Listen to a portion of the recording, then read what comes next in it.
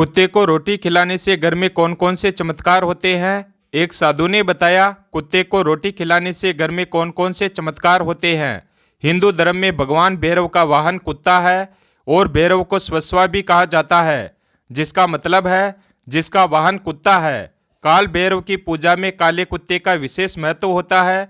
कालाष्टमी के दिन कुत्ते की सेवा करने और उसे भोजन खिलाने से काल भैरव प्रसन्न होते हैं और मनोवांछित फल प्रदान करते हैं। तो चलिए जानते हैं इस छोटी सी कहानी के माध्यम से कि कुत्ते को रोटी खिलाने से मनुष्य को कौन से फायदे मिलते हैं। एक समय की बात है, एक गांव में विशाल नाम का एक लड़का रहता था। वह अपने जीवन में बहुत दुखी और परेशान रहता था। वह लड़का अपने मन में बस यही सोचता था कि मैंने पूर्व जन्म में ऐसा कौन सा पाप किया था जो आज मुझे भोगना पड़ रहा है। एक दिन उसे पता चला कि गांव से दूर एक आश्रम में एक साधु रहते हैं। अगले दिन वह उस साधु से मिलने के लिए निकल गया। वहां पहुंचकर विशाल ने देखा कि साधु अपने आश्रम में अपने शिष्यों को शिक्षा दे रहे थे। तभी विशाल साधु को प्रणाम करता है और कहता है, हे महात्मा, मेरे मन में कई दिनों से एक प्रश्न उठ रहा है। साधु ने कहा, बेटा, तुम्हारे मन में वह कौन सा प्रश्न उठ रहा है, मुझसे निसंकोच होकर पूछो। तब विशाल ने कहा, गुरुदेव, कुत्ते को एक टुकड़ा रोटी खिलाने से क्या फायदा होता है। तभी साधु ने बताया कि अगर मनुष्य कुत्ते को रोटी खिलाने के 8 फायदे जान जाए तो वह कभी दुखी नहीं होगा, तथा जो भी मनुष्य इन फायदों के बारे में जान जाए तो उसका जीवन धन्य हो जाता है। उसे जीवन में कभी दुखों का सामना नहीं करना पड़ता है। जो भी मनुष्य कुत्ते को एक टुकड़ा रोटी खिलाता है तो उसे 8 फायदे होते हैं और वह जीवन भर सुखी रहता है और मृत्यु के बाद मोक्ष की प्राप्ति होती है। साधु ने कहा, बेटा, अक्सर मनुष्य किसी मौके पर कुत्ते का नाम लिया करते हैं। किसी को गाली देते समय मनुष्य की जुबान पर कुत्ते का नाम आता है। मनुष्य गाली आदमी को देता है, परंतु नाम कुत्ते का बदनाम होता है। क्या कुत्ते का जीवन इतना गया गुजरा है। साधु ने कहा, बेटा, मैं तुम्हें एक कहानी सुनाता हूँ, उसे बड़े ही ध्यान से सुनना, फिर तुम्हें सब पता चल जाएगा। फिर वह साधु कहानी सुनाने लगते हैं और कहते हैं, एक समय की बात है, एक काला कुत्ता था। वह बहुत ही लाचार था और भूखा प्यासा था। वह गांव में सबके घर जाता था, परंतु गांव में कोई भी व्यक्ति उसे एक टुकड़ा रोटी खाने को नहीं देता था। वह भूख के मारे इधर उधर घूमता रहता था। एक दिन वह कुत्ता गांव के बाहर एक नदी के किनारे एक महात्मा के आश्रम में पहुंच गया और महात्मा से कहने लगा, मुझे लगता है आप बहुत बड़े विद्वान तथा ज्ञानी हैं, इसलिए मैं भूखा प्यासा आपके पास आया हूँ। कृपा करके आप मुझे एक टुकड़ा रोटी दे दीजिए, जिसे मैं खाकर अपनी भूख को शांत कर लूँ। तब वह महात्मा कहते हैं, क्या तुम्हें गांव में किसी ने एक टुकड़ा रोटी का नहीं दिया। वह कुत्ता महात्मा से कहता है, आप मेरी बातों पर विश्वास नहीं करेंगे। तभी वह महात्मा कहते हैं, तुम बताओ, तुम्हारी बातों पर मैं अवश्य विश्वास करूँगा। तुम मुझे बहुत लाचार दिखाई पड़ते हो। तभी वह कुत्ता कहता है, ठीक है, मैं आपको अपनी बीती हुई बातें बताता हूँ। कुत्ता महात्मा से कहता है, हे महात्मा, हम पर रहम करो। हे दुनिया के लोगों, हम पर रहम करो। हमारा कोई घर नहीं होता है, हमें कोई आश्रय नहीं देता है, कमाकर खाना हमें नहीं आता है, हमें वस्त्र भी पहनने का ज्ञान नहीं है। इसीलिए सर्दी, गर्मी और बरसात में हम ऐसे ही घूमते रहते हैं। हमें पढ़ना लिखना भी नहीं आता, आपकी तरह हमें अनुशासन भी नहीं आता, हमें आपकी तरह बोलना भी नहीं आता। यह हमारा दुर्भाग्य ही समझिए। कुत्ता आगे कहता है, परंतु हमें आपकी तरह भूख भी लगती है, चोट लगने पर हमें आपकी तरह पीड़ा भी होती है, हमें आपकी तरह रोना भी आता है। बस इन 3 कामों में हम आपके साथ बराबरी करते हैं, इसीलिए हम पर दया दिखाइए, हमें और कष्ट मत दीजिए। ईश्वर ने तो वैसे ही हमें कष्ट देकर भेजा है, ऊपर से आप लोग परेशान करते हैं। हम आपकी तरह मनुष्य नहीं हैं, हम पराधीन जीव हैं। जब हमारा जन्म हुआ उस समय हमारे आँख कान बंद थे। हम कह नहीं सकते कि उस समय आपके जन्म पर जैसे नाच गाना होता है, बाजे बजते हैं, खुशी मनाई जाती है, हमारे जन्म पर भी यह सब हुआ होगा। हमारे जन्म पर किसने खुशी मनाई होगी। हम जिस बिछौना पर थे वह रुई का नरम तो था, सर्दी बिल्कुल नहीं लगती थी। मैं मन में सोच रहा था कि मैं किसी बड़े घर में पैदा हुआ हूँ, लेकिन जब हमारी आँख खुली तो मैंने देखा कि हमारी माँ, जिसे आप लोग कुतिया बोलते हो, वह अपने 5 बच्चों को छाती से चिपकाकर एक राख के ढेर में पड़ी थी। हम 5 भाई थे। बाकी 4 भाई तो लाल और भूरे रंग के थे। मैं अकेला ही काले रंग का था। सबसे छोटा मैं ही था, इसीलिए कमज़ोर था। मेरी माँ हम लोगों के पास में कम ही आती थी, क्योंकि उसे भी अपने भोजन की व्यवस्था करनी पड़ती थी। यदि वह ना खाती तो हमें दूध कहाँ से पिलाती। उस एक माँ पर हम 5 भाई निर्भर थे। कभी भोजन मिल जाता था तो कभी नहीं भी मिलता था, लेकिन वह हमेशा हम 5 भाइयों का बड़ा ही ख्याल रखती थी। आखिर वह हमारी माँ थी। वह रात भर जागकर गांव की रखवाली करती थी। किसी की मजाल नहीं थी कि कोई अनजान आदमी बुरी नीयत से गांव की तरफ भी झांक जाए। दूसरे गांव के कुत्ते भी हमारी माँ के डर से गांव में नहीं आते थे। गांव के किसी किसान के खेत में कोई जानवर खड़ी फसल खाने आता तो हमारी माँ उसे दौड़कर भगा देती थी। गांव वालों के लिए इतना सब करने के बाद भी कोई कोई मनुष्य तो हमारी माँ को भोजन तक नहीं देता था। भोजन के लिए हमारी माँ को मजबूर होकर छीना झपटी करनी पड़ती थी। कोई बार तो लोग उसे लाठी डंडों से पीटकर भगा देते थे। बेचारी उस दिन भूखी प्यासी रहकर पेट की आग से जलती रहती थी। फिर वह कुत्ता महात्मा से कहता है, आखिर भूख तो हमें भी आपकी तरह ही लगती है। ऊपर से उसे अपने 5 बच्चों की चिंता भी लगी रहती थी। आखिर माँ जो थी, भूख उसे चैन से बैठने नहीं देती थी और गांव वालों का भी उसे देखकर हृदय नहीं पसीजता था तथा उसे बेबस होकर उन लोगों के घरों में चोरी से घुसना पड़ता था और खाने की कोई चीज़ मिल जाती तो उसे खाकर अपने पेट की आग बुझा लेती थी। कोई बार लोग उसे खाने की वस्तु ले जाते हुए देख लेते तो लाठी डंडे लेकर उसके पीछे पड़ जाते थे। कुछ निर्दयी लोग तो कई बार उसे घर के अंदर बंद करके पीटते थे और हमारी माँ का बुरा हाल कर देते थे। फिर वह कुत्ता महात्मा से कहता है, हे महात्मा, हमारी माँ ने क्या बिगाड़ा था? उसने सिर्फ अपने पेट के लिए भोजन ही तो चुराया था। चोरी करने का हमें कोई शौक नहीं। पापी पेट हमें यह सब करने के लिए मजबूर कर देता है। एक दिन की बात है, बड़ी जोरदार बरसात हुई, ओले पड़े थे, ठंडी ठंडी हवा चल रही थी। उस ठंड में ठिठुर कर हमारे 3 भाई मर गए। उस दिन हमारी माँ बहुत रोई थी, लेकिन मनुष्य हमारी पीड़ा को नहीं समझते, क्योंकि उसके बच्चे थोड़ी ही मरे थे। फिर वह कुत्ता कहता है, अब हम सिर्फ 2 भाई रह गए थे। हमारी माँ हम दोनों की अच्छे से देखभाल करने लगी। फिर एक दिन गांव में ठाकुर साहब के घर पर दावत चल रही थी और अनेक प्रकार की मिठाइयाँ बन रही थी। ठाकुर साहब के घर काफ़ी मेहमान आए हुए थे। हमारी माँ कुछ खाने की तलाश में बार बार उधर जाती, लेकिन लोग उसे धुतकार कर भगा देते थे। किसी को उस पर इतना भी तरस नहीं आया कि एक रोटी उस बेचारी को खाने को फेंक दे। एक रोटी से उनका क्या बिगड़ जाता। मेरी माँ बार बार जाती और वहीं खड़ी खड़ी देखती रहती थी।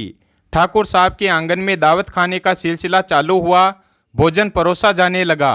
मेरी माँ भी वहीं जाकर पूँछ हिलाने लगी। खाना परोसने वाला आदमी जब किसी काम से भीतर गया तो मेरी माँ रोटी लेने को चल पड़ी। फिर दूसरे आदमी ने मेरी माँ को जाते हुए देख लिया तो चारों ओर से लोग चिल्ला चिल्ला कर उसकी तरफ भागे। मेरी माँ उनकी चीख सुनकर घबरा गई। 2-3 आदमी लाठी लेकर उसके पीछे दौड़े। मेरी माँ वहाँ से घबराकर भागने लगी, परंतु उसे वहाँ से निकलने का कोई रास्ता नहीं मिला, क्योंकि सामने से लोग लाठी डंडे लेकर आ रहे थे। तभी मेरी माँ वहाँ पर जो लोग भोजन कर रहे थे उनको लांघ कर निकल गई। वह कुत्ता आगे कहता है, मेरी माँ अपने निकलने पर इतनी हैरान नहीं थी जितनी कि उन लोगों को देखकर हुई थी जो वहाँ पर दावत खा रहे थे। वह सब उठकर खड़े हो गए। उन्होंने भोजन करना छोड़ दिया और कहने लगे कि कुतिया के लांघ जाने के कारण भोजन भ्रष्ट हो गया है। सब एक दूसरे से विचार विमर्श कर रहे थे कि अब क्या किया जाए, खाना तो सब खराब हो गया है। फिर ठाकुर साहब फूट फूट कर रोने लगे। कुछ लोग तो यह भी कह रहे थे कि भाई, कुतिया के लांघने से भोजन खराब कैसे हो गया है?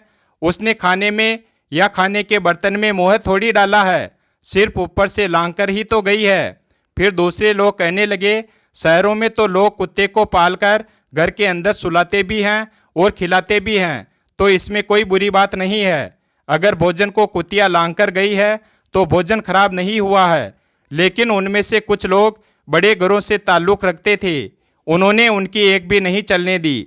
वे कह रहे थे कि भोजन तो भ्रष्ट हो चुका है, यह हमारे खाने के लायक नहीं है। आखिरकार उनकी बात मानी गई।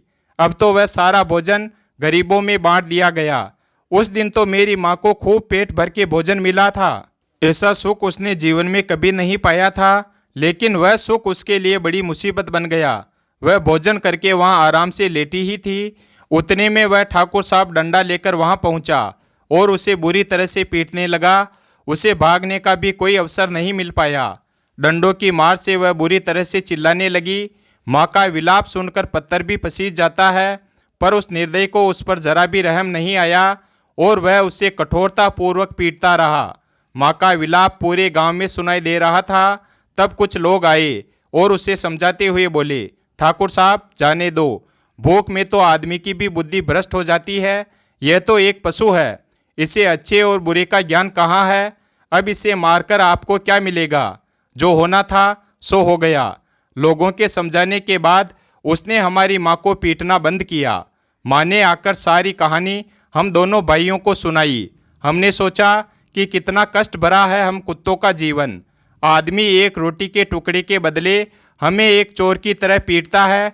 बेकार है ऐसे लोग जो हम लोगों की पीड़ा को नहीं समझते। वह कुत्ता आगे कहता है, एक दिन की बात है, उसी गांव के बाहर एक ब्राह्मण आकर ठहरा हुआ था। उसने अपने भोजन के लिए एक सुरक्षित जगह देखकर चूल्हा बनाया और उस पर दाल बनाने के लिए रख दी। उसके बाद उसने आटा गूंथ कर रख दिया और वहीं पास में एक कुआं था। वह उस पर पानी लेने के लिए चला गया। इधर कहीं से मेरी माँ भी घूमती हुई वहां पर पहुंच गई। उसने आटे को देखा तो सोचने लगी कि शायद इस आटे का कोई मालिक नहीं है। यही सोचकर वह उस आटे को खाने लगी। इधर उस ब्राह्मण ने कुएं के पास से देखा कि उसके आटे को एक कुतिया खा रही है, तो वह बड़ा दुखी हुआ और वह बेचारा रोने लगा, क्योंकि वह भी 2 दिनों का भूखा और थका हुआ था। कुछ लोगों ने आकर उस ब्राह्मण से कहा, अरे ब्राह्मण देवता, इस कुतिया ने तुम्हारा भी आटा बिगाड़ दिया। कल तो इसने ठाकुर साहब की पूरी रसोई बिगाड़ कर रख दी। ब्राह्मण दुखी होता हुआ बोला, भाई मुझे क्या मालूम था कि यह दुष्ट कुतिया मेरे आटे को खाने के लिए घात लगाई बैठी है। ब्राह्मण ने अब बहुत गुस्से में आकर के लाठी उठाई और लाठी लेकर उस कुतिया के ऊपर टूट पड़ा। माँ उस आटे को ठीक से खा भी नहीं पाई थी, पर उससे ज़्यादा की उस पर लाठियाँ बरस गई। महीने भर तक मेरी माँ लड़खड़ाती हुई घूमती रही। तब उस दिन समझ में आया कि आदमी कितना खुदगर्ज है। हम उसका कोई भी कार्य करते हैं तो भी वह हमें नहीं समझता है। आगे वह कुत्ता कहता है, हमारी कमी यही है कि हम उन्हीं मतलबी इंसानों के अधीन रहना चाहते हैं जो हमें कष्ट देता रहता है, जो हमें प्यार से कभी भोजन नहीं खिलाता। हम उसके कितने काम आते हैं यह उसको नहीं पता। हम उनके घर की रखवाली तो करते ही हैं, साथ ही साथ और भी बहुत सारे लाभ हैं जिन्हें मनुष्य नहीं जानता। फिर वह महात्मा आगे कहते हैं, यदि मनुष्य कुत्ते को रोटी खिलाने के फायदे जान जाए तो अपने जीवन में होने वाले नुकसान से बच सकता है। आज मैं आपको बताऊंगा कि कुत्ते को रोटी खिलाने के 8 फायदे होते हैं जो मनुष्य को पता नहीं है। जब भी घर में रोटी बनाई जाती है तो सबसे पहली रोटी गौ माता की होती है और पिछली रोटी कुत्ते की होती है। महात्मा आगे कहते हैं, ऐसा ही विधान भगवान ने बनाया था, लेकिन भगवान के बनाए उस विधान को भूलकर मनुष्य अगली और पिछली रोटी स्वयं ही खा जाता है और इसका दुष्परिणाम उसके जीवन पर पड़ता है। कुत्ता वह प्राणी है जिसको रोटी खिलाने से मनुष्य के जीवन में पड़ने वाले ग्रहों के दोष भी दूर हो जाते हैं। कुत्ते को रोटी खिलाने का पहला फायदा यह है, कुत्ते को रोटी खिलाने से शनि का नकारात्मक प्रभाव कम हो जाता है। शनि ग्रह जब अपनी कुदृष्टि डालता है तो हर मनुष्य बर्बाद हो जाता है। जिस व्यक्ति पर उनकी महादशा का आरंभ होता है तो बने बनाए काम अपने आप ही बिगड़ने लगते हैं और वह मनुष्य आर्थिक तंगी का शिकार हो जाता है। उस स्थिति में व्यक्ति अगर कुत्ते को रोटी खिलाता है तो उस पर शनि का दुष्परिणाम बहुत ही कम हो जाता है। कुत्ते को रोटी खिलाने का दूसरा फायदा यह है, कुत्ते को रोटी खिलाने से भाग्य आपके पक्ष में हो जाता है। आपके घर के अंदर नकारात्मक शक्ति नष्ट हो जाती है। कुत्ते को रोटी खिलाने का तीसरा फायदा यह है, कुत्ते को रोटी खिलाने से माता लक्ष्मी प्रसन्न हो जाती है और आपके घर में धन दौलत की कभी कमी नहीं रहती है। कुत्ते को रोटी खिलाने का चौथा फायदा यह है, कुत्ते को रोटी खिलाने से आपके ऊपर कर्ज नहीं चढ़ता और जो पहले से आप कर्जदार हैं तो उससे भी आपको मुक्ति मिल जाती है। कुत्ते को रोटी खिलाने का पांचवा फायदा यह है, कुत्ते को सुबह शाम भोजन देने से आपका व्यापार बहुत अच्छे से चलता है। कुत्ते को रोटी खिलाने का छठा फायदा यह है, कुत्ते को रोटी देने से आपकी आयु में वृद्धि होती है और अटका हुआ धन वापस मिल जाता है।